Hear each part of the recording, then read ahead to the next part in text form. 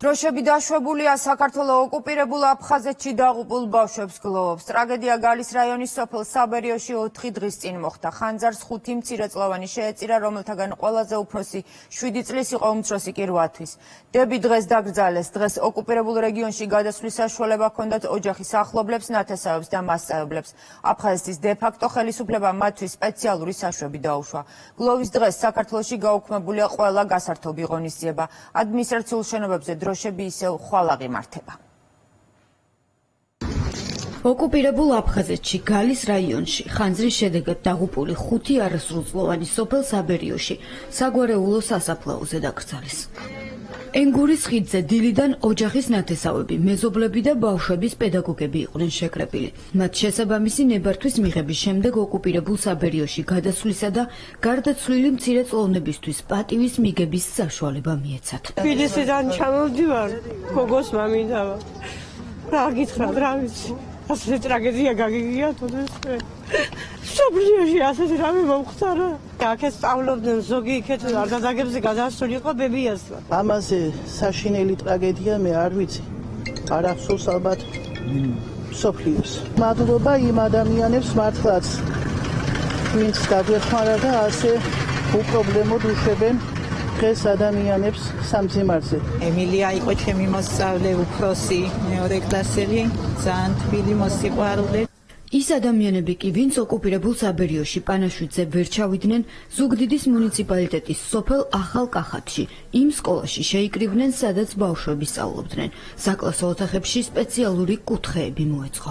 ეს არის გაუსაძლისი ტკივილი, რომელთანაც სიტყვები უძლურია.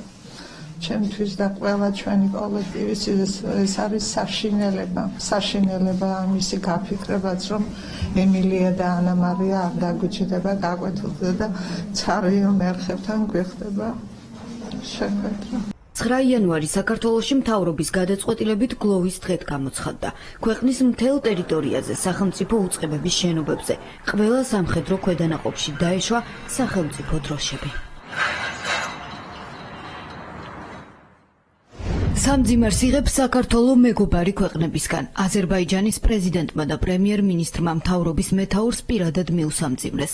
ილჰამ ალიევმა და ალი ასადოვმა ირაკლი კობახიძეს სამძიმრის წერილები გამოუგზავნეს და გარდაცვლილთა ოჯახებს და ქართველ ხალხს თანადგომა გამოუცხადეს. მომხდარ ტრაგედიასთან დაკავშირებით სამძიმარი გამოხატეს გერმანიის, რუმინეთის საელჩოებმა და გლოვის ნიშნად დიპლომატიური მისიის შენობებზე დროშები დაუშვეს.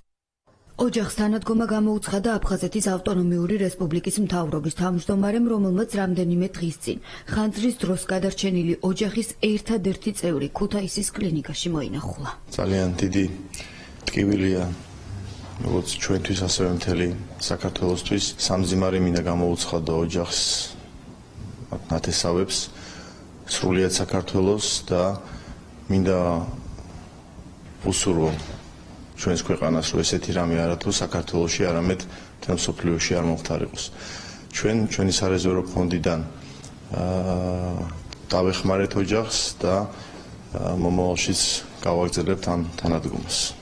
5 იანვარს ოკუპირებული გალის რაიონის სოფელ საბერიოში საცხოვრებელ სახლში გაჩენილ ხანძარს 5 ბავშვი ემსხვერპლა. დაღუპულთაგან ყველაზე უფროსი 7 წლის იყო, უმცროსი კი 8 თვის. ხანძარს მხოლოდ ბავშვების ბებია გადაურჩა, რომელიც ქუთაისის კლინიკაში მძიმე დამწვრობით გადაიყვანეს.